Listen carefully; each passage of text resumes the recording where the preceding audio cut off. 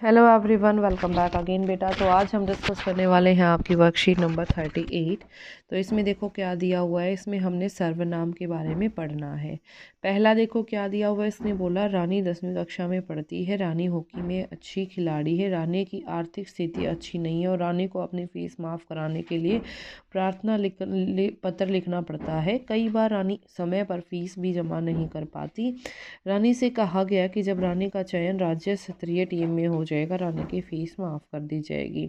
तो इस अनुच्छेद में अर्थ तो ठीक से समझ आ रहा है, लेकिन कुछ अटपटा सा लग रहा है। क्यों लग रहा है? असल में यह अनुच्छेद एक संज्ञा रानी के बारे में लिखा गया है, क्योंकि रानी बार बार बार बार बार बार रानी लिखने की बजाय आप इसको ऐसे भी तो लिख सकते थे, जैसे ये लिखा हुआ रानी 10वीं कक्षा में पढ़ती है, वह हॉकी की अच्छी खिलाड़ी है, उसकी आर्थिक स्थिति अच्छी नहीं है, तो उसे अपनी फीस माफ़ी के लिए प्रार्थना पत्र लिखना पड़ता है। कई बार वह समय से फीस भी जमा नहीं कर पाती, तो उससे कहा गया कि जब वह चयन उसका चयन राष्ट्रीय उसमें हो जाएगा, राज्य स्तरीय प्रतियोगिता में हो जाएगा, तो उसकी फीस माफ़ कर दी जाएगी।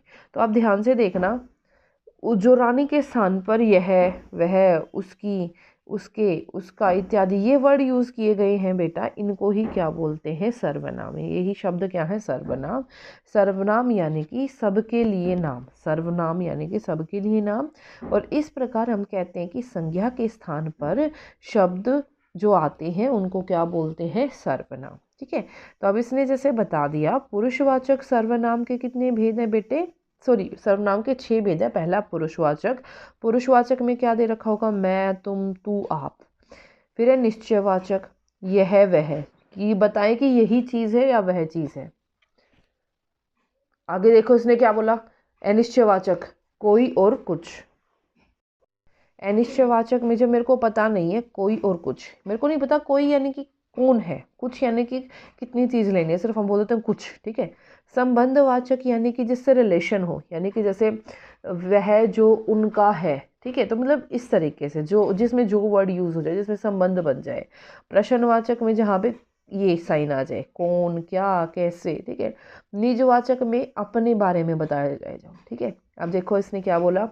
निम्नलिखित वाक्यों में सर्वनाम शब्द छाड़कर उसका भेद भी लिखो। सर्वनाम क्या है बेटा? यहाँ पे मैं, और मैं क्या है बेटा? पुरुषवाचक। तो यहाँ पे शब्द है आपका मैं, और ये क्या है? पुरुषवाचक। ठीक है। आगे देखो, यह है आपके पास, और यह क्या है बेटा? निश्चयवाचक। यह, और यहाँ पे क्या है? निश्चयवाचक। आगे देखो, बाहर कोई खड़ा है, कोई लेकिन मेरे को नहीं पता क्या है। यहाँ पे आपका आंसर तो आएगा कोई, और कैसा है? अनिश्चयवाचक। ये आप साथ के साथ में नोट कर लेना, क्योंकि मैं अब रफ करूँगी। ठीक है। ये क्या है? अनिश्चयवाचक। कौन का मेरे को नहीं पता, कौन आ गया? क्वेश्चन आ गया, तो आंसर है कौन। और कौन कैसा है? प्रश्नवाचक। कैसा है? प्रश्नवाचक। फिर उसके बाद मैं अपने आप पढ़ लेता हूँ। मैं यानी कि पुरुषवाचक, तो यहाँ क्या लिखोगे? मैं, पुरुषवाचक।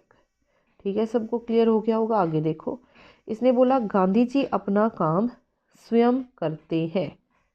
तो यहाँ पे क्या है? गांधी जी अपना, अपना आपका है, और अपना किसको रिप्रेजेंट कर रहा है? निजवाचक। तो अपना और निजवाचक। निजवाचक। जिसको आपने बुलाया था वह आया है। वह किसको दिखा रहा है? एक किसी इंसान के बारे में बात हो रही है। वो इंसान कौन है? ये क्या है आपका? निश्चयवाचक। वह और निश्चयवाचक। ठीक है। हम कल बाजार गए थे। हम तो यहाँ पे क्या है बेटा? हम कितने सारे थे? हम लोग। तो यहाँ पे हम हो जाएगा, और क्या आ जाएगा यहाँ पे? पुरुषवाचक। ठीक है। तो बेटा ये थी आपकी worksheet number 38. I hope it is clear to everyone, and if you like it then please share and subscribe. Thank you so much.